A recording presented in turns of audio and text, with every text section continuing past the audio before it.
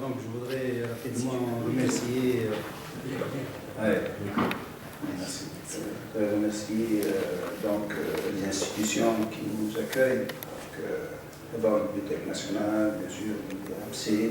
Je remercie Jean-Pierre pour cette initiative. Je m'excuse d'avoir été un peu absent ces dernières semaines, mais tu comprends pas. Donc, moi, ma proposition, c'est un peu de comprendre, de voir un peu comment l'évolution des migrants ou de l'immigration tunisienne, elle influe ou doit influer le politique, l'action politique ou la décision politique. Et je dirais que le regard porté ou apporté aujourd'hui sur la migration tunisienne à l'étranger, sur les migrants, puisqu'on parle des personnes, des migrants eux-mêmes, ne peut faire l'économie de la prise en considération d'un ensemble d'éléments, d'indicateurs qui participent, à la compréhension de l'évolution de cette migration et des transformations qui ont touché ces migrations et ces migrants depuis pratiquement un demi-siècle, depuis les années 60, c'est-à-dire où l'immigration tunisienne a été bien déclenchée. Donc ça, c'est la première chose. La deuxième chose, c'est comment cette compréhension permettra de dessiner les horizons pour une prospective capable d'arrêter les contours des politiques publiques destinées à gouverner cette migration et surtout à remettre le migrant au centre de ces politiques. Et la première entrée, le premier indicateur, c'est la pérennité et je dirais que la maturité de cette migration. Nous pouvons considérer que l'immigration tunisienne est arrivée à un stade de maturité aujourd'hui. Et quand je dis maturité, c'est en me basant sur quelques indicateurs clés, puisque nous assistons au terme d'un processus qui se solde par une certaine, maturité que nous pouvons résumer à travers les principaux signes et les indicateurs suivants. Alors d'abord, le caractère relativement, c'est relativisé, massif de cette migration, puisque tout à l'heure, Cécile a parlé de 1,2 million, 11% de la population tunisienne vit à l'étranger. Le deuxième élément, c'est le rythme de croissance soutenue qui dépasse le double, voire le triple du taux de croissance de la population tunisienne. La croissance de la population tunisienne à l'étranger, selon les organismes tunisiens, est de l'ordre de 4 à 5%, alors que le taux de croissance de la population tunisienne résidente en Tunisie est de 1%, 1,2%. Pourquoi? Parce qu'il s'agit d'une croissance à double volet. Il y a la dynamique démographique interne, l'accroissement naturel de cette population elle-même, installée à l'étranger, et puis il y a les flux qui s'y ajoutent. Donc, en quelque sorte, on peut dire que cette population augmente en moyenne de 50 000 personnes par an, en moyenne. Si on regarde les chiffres, j'ai dit, des consulaires tunisiens. Deuxième indicateur clé pour comprendre l'évolution de cette population, de ces populations, c'est que la distribution géographique s'est étendue, dispersion sur le plan mondial, et s'est diversifiée, mais timidement. Je dirais que cette diversification est plus timide que celle des Marocains, par exemple. Puisque cette migration a gardé sa configuration classique et les centres de gravité classiques qui sont restés dominants, à savoir la France, le poids de l'Europe d'abord, qui s'est même accru depuis ces dernières années. Il y a d'abord l'Europe, puisque en 1996, par exemple, moins de 80% de la population tunisienne à l'étranger était en Europe. En 2011, 83%. Donc il y a un accroissement du poids de l'Europe. Mais pourquoi cet accroissement du poids de l'Europe? Parce que c'est grâce notamment à la croissance du poids de l'Italie, puisque le nombre des Tunisiens a triplé en 15 ans dans ce pays, passant de 60 000 en 1996 à 185 000, on frôle les 200 000 désormais, dans ce pays, ce qui représente 15,3% des Tunisiens à l'étranger. Bien sûr, la France vient en première position en tant que centre de gravité de la population tunisienne à l'étranger, et la France, la population tunisienne en France a augmenté de 71% en 15 ans, entre 1996 et 2011, passant de 380 000 à 650 000. Cécile, tout à l'heure, a parlé de 700 000 à peu près. Donc, ceci représente plus que la moitié de la population tunisienne à l'étranger. Je vous dis pourquoi j'avance ces chiffres. Ce n'est pas pour les beaux yeux des chiffres, mais parce que je considère que cette migration doit être traitée, gouvernée, de façon, je dirais, presque stratégique. Je dirais pourquoi. Le troisième pays important, c'est l'Allemagne. Il est le quatrième pôle dans le monde, après donc, la France, l'Italie, la Libye et l'Allemagne. Mais vous savez, la Libye, c'est très mouvant. Surtout depuis la Révolution, il y a une circulation, il y a une libre circulation, et puis c'est lié à la situation sécuritaire dans ce pays. Donc, j'ai dit l'Allemagne, 83 000 personnes, c'est beaucoup, c'est important. Là, le poids du Maghreb a baissé, il ne faut pas l'oublier. Et le Golfe aussi a baissé en termes de poids, de pourcentage. L'Amérique latine, ça reste, excusez-moi, l'Amérique du Nord, ça reste limité. Si je dirais même marginal, 31 000 personnes. Donc c'est quelques centaines, c'est 2,1%, 17 000 au Canada, 14 000 aux États-Unis, c'est pas beaucoup. Donc je crois que ce mythe de la diversification, de l'éclatement, de l'explosion géographique n'est pas vrai si on regarde les chiffres. Au contraire, je dirais qu'il y a un recentrage numérique sur l'Europe surtout. Et c'est pour ça que je considère que c'est stratégique au niveau des politiques migratoires. Donc, qu'on le veuille ou non, ou qu'on l'admette ou non, il faut relever le caractère stratégique de la place de l'Europe dans la migration tunisienne. Ce qui doit se traduire par la prise en considération de ce caractère, de cette dimension, dans les politiques migratoires, de gestion, de gouvernance de la migration par les pouvoirs publics tunisiens. Cette dimension stratégique se retrouve sur d'autres plans. C'est l'autre plan qui est l'économique, le financier. Sur les 2,8 milliards de dinars encaissés par la Tunisie en 2011, 2,5 proviennent de 88%. Certains tout à l'heure a parlé des 3,5 milliards, mais cette augmentation entre 2010, 2011 et 2012 est liée surtout au glissement de la valeur du dinar, puisque par une augmentation, je veux dire, des transferts en volume.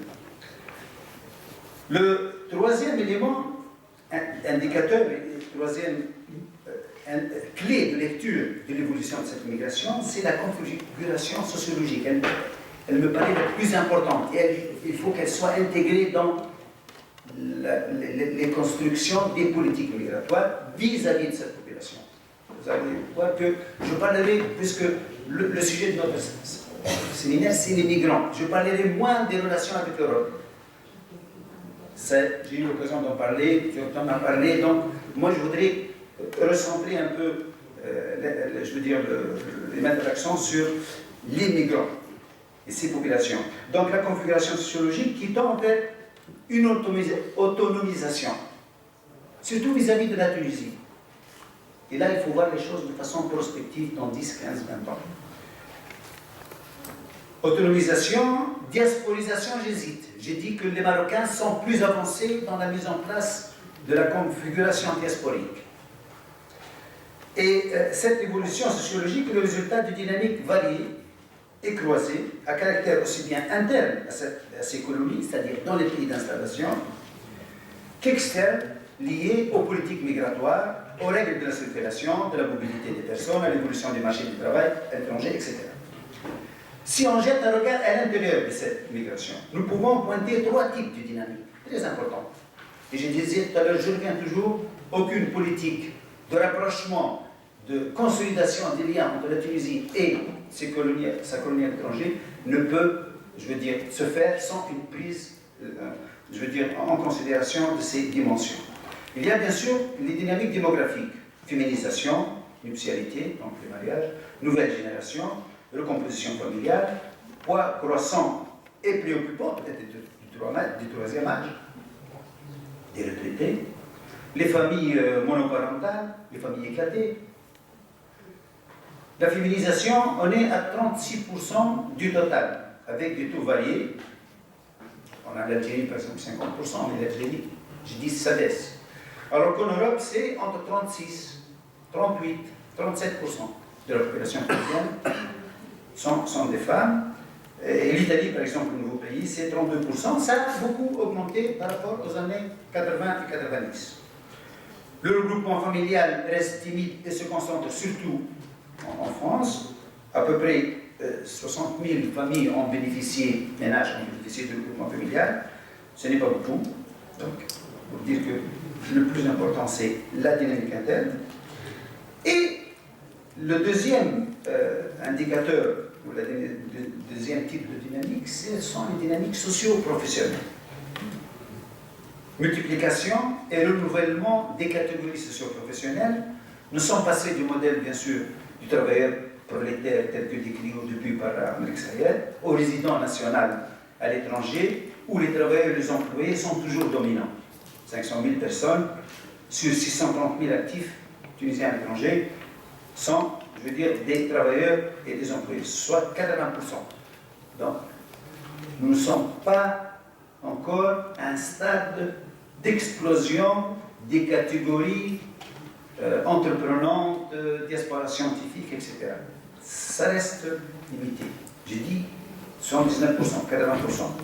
Mais, quand même, le poids et la présence d'autres catégories telles que les techniciens, les étudiants, les cadres, les ingénieurs, les commerçants, les artisans, les opérateurs économiques, comme les hommes d'affaires, les chefs ou créateurs d'entreprises, se renforcent. Cette catégorie se renforce, mais je dirais timidement par rapport à la masse des 80% des employés et des travailleurs.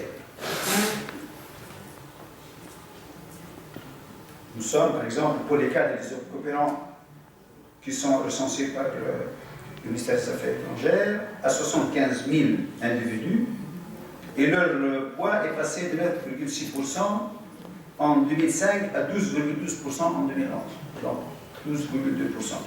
Alors que les hommes d'affaires et les commerçants sont de l'ordre de 53 000. Donc 53 plus 115, à peu près 120 000, 20% de la population.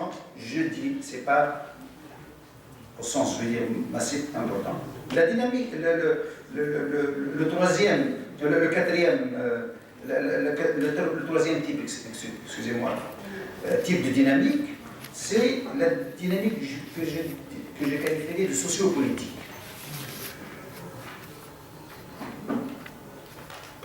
Excusez-moi, dynamique sociologique, et après sociopolitique, j'ai révélé, c'est la quatrième. Les milieux sociaux d'immigration et de l'immigration sont désormais riches, variés, complexes, regroupement, dispersion, mobilité interne, sociale et géographique dans ces populations, dans les pays d'installation, formation de réseaux, de groupes, de communautés et de clans familiaux, pas au sens mafieux du terme, mais au sens communautaire du terme, socio-culturel du terme, qui sont liés, interconnectés par désormais un mouvement d'action collective, qui ne sont pas toujours médiatisés, qui ne sont pas toujours, je veux dire, visibles, mais qu'on voit à travers, quand on observe, quand on regarde, quand on discute, quand on fait des entretiens.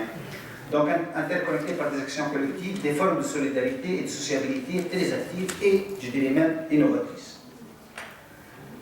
La quatrième dimension, après la dimension donc, sociologique, c'est la dimension économique, qui se traduit par le renforcement du pouvoir économique de cette communauté, qui ne se limite pas à sa capacité d'épargne et de transfert, qui n'est que la partie apparente, vue d'ici de la Tunisie, de ce pouvoir économique de cette population à l'étranger, mais qui touche surtout, donc ce pouvoir économique, qui touche surtout au développement des dynamiques entrepreneuriales, d'investissement et d'accumulation de capacités et de savoir-faire dans des domaines aussi variés que l'entreprise, l'expertise, l'ingénierie, l'industrie culturelle, la production culturelle.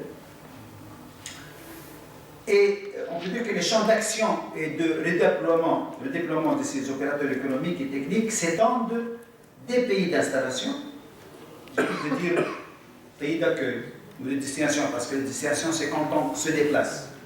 5 minutes et minutes. Donc, je disais, c'est les pays d'installation. c'est un terme neutre.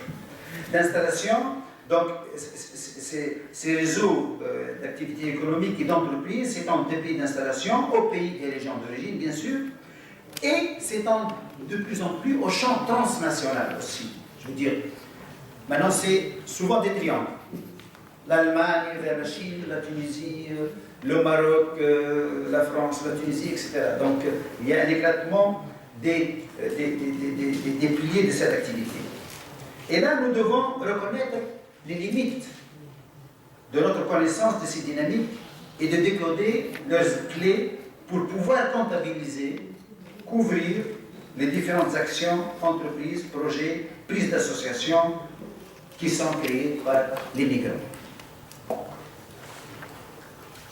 La dimension politique que nous pouvons appréhender à partir de quelques clés de lecture, à savoir, d'abord la double nationalité.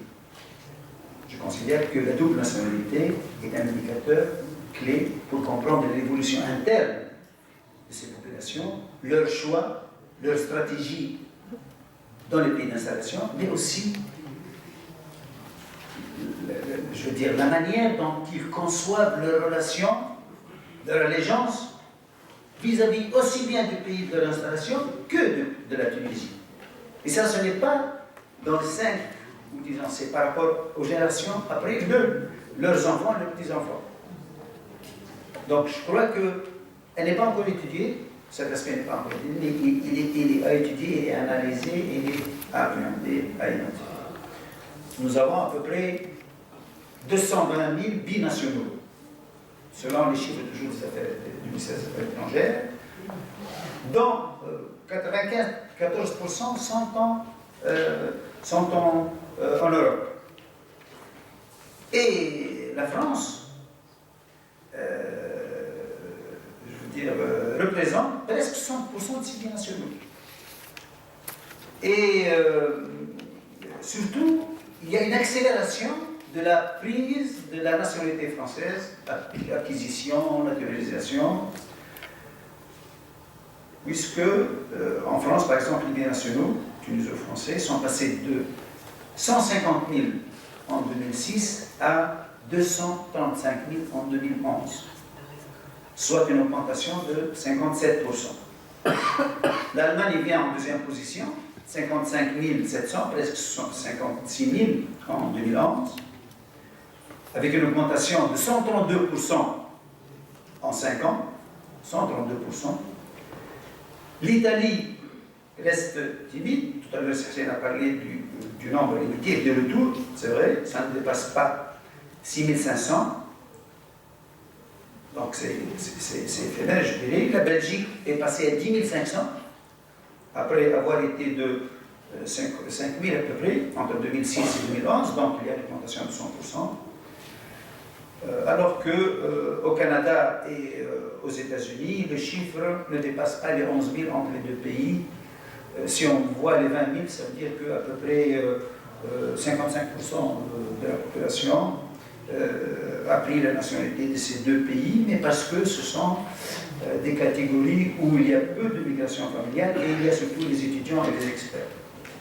Alors, ça c'est le premier aspect de cette évolution et de cette dimension politique. L'investissement et l'implication dans le champ politique et associatif est un indicateur important qui rejoint en quelque sorte les stratégies en matière de binationalité. Et la troisième dimension de cette, ou le troisième indicateur de cette dimension politique, c'est la place de la religion, de l'islam, de l'identité ou de la revendication identitaire dans l'évolution de ces populations vis-à-vis aussi bien des normes et des valeurs des sociétés occidentales que vis-à-vis de leur société et leur culture d'origine. Je crois que c'est très important. Et ceci, bien sûr, ne peut qu'interférer obligatoirement dans les relations entre la Tunisie et les principaux pays d'installation où la France est en première position. L'importance de la colonie de ce pays, l'importance des binationaux, l'importance des transferts en profondeur dans ce pays. Je veux dire, il y a plusieurs éléments qui se croisent, qui se regroupent qui se retrouvent pour dire que c'est important. Et je crois qu'il faut être attentif aux convulsions, je crois, qui travaillent ces relations, en raison du problème non résolu de la place de la religion et de l'identité culturelle et religieuse des Tunisiens de France vis-à-vis des Tunisiens de France, d'une partie parmi eux, pour moi, vis-à-vis de la question de la laïcité, qui est, qu'on le veuille ou non, le socle politico-culturel du principal pays d'installation des Tunisiens résidant à l'étranger. Et je crois que, bon, on doit prendre le recul nécessaire en tant qu'académique scientifique, mais les tensions qui se sont manifestées depuis dans les déclarations entre les responsables tunisiens et français ces derniers mois montrent que, je veux dire qu'il faut regarder ça aussi par rapport à son impact sur la colonie tunisienne à l'étranger, les déclarations du ministre de l'Intérieur à deux reprises, séparées de plusieurs mois, septembre et cette semaine, les manifestations et déclarations hostiles ici en Tunisie contre la France, le silence. Je n'ai pas beaucoup d'éléments, mais j'ai relevé, peut-être que je me trompe, je n'ai pas eu toutes les informations, le silence, la discrétion de la communauté tunisienne en France, ou ses principaux leaders et représentants, par rapport à ces convulsions. Alors, pourquoi je dis ça alors? Pourquoi je voudrais passer de cette dimension politique à quelle politique? Justement. Quelle politique? Je crois que les politiques que nous devons adopter, que les pouvoirs publics doivent mettre en place, progressivement, mais solidement, doivent se baser sur deux, je crois, conditions. La première condition, c'est une reprise de la confiance entre l'État, entre la Tunisie et sa communauté à l'étranger. Je crois que, je veux dire, c'est un travail qui doit prendre en considération ces dynamiques internes, les comprendre, les intégrer dans ces politiques, et aussi travailler de façon stratégique sur un renforcement des liens sans, bien sûr, atteinte, sans toucher aux aspirations, au libre choix de ces migrants. Vous voyez que quand il y a les rencontres tous les ans des travailleurs tunisiens à l'étranger, beaucoup de membres de la communauté disent que la Tunisie n'a pas à décider de la manière dont nous pouvons construire ou continuer nos relations avec notre pays. C'est à nous de le décider. Et les conditions du renforcement de ces liens décidées par là-bas et pas ici. Ça, c'est une question. Le deuxième, c'est éviter de chercher la légitimité à tout prix vis-à-vis de l'Union européenne, qui est notre principal, je disais tout à l'heure, partenaire. Jean-Pierre tout à l'heure l'a évoqué. Parce que ce qu'on voit, j'ai une crainte que petit à petit, sans nous rendre compte, nos gouvernants, le pouvoir public, je veux dire les autorités, rejoignent en quelque sorte les logiques d'avant 2011 en intégrant les logiques des politiques migratoires européennes. Que ce soit à travers le droit de la migration illégale ou le mythe de la baisse de la migration illégale. Tout à l'heure, Jean-Pierre en a parlé, le retour volontaire. Je disais, je crains qu'on retourne sans nous rendre compte à une intégration de ces logiques et qu'on se retrouve à collaborer dans des politiques qui n'ont rien de très différent par rapport aux politiques migratoires ou à la gestion de la migration administrée avant 2011. Merci pour votre attention.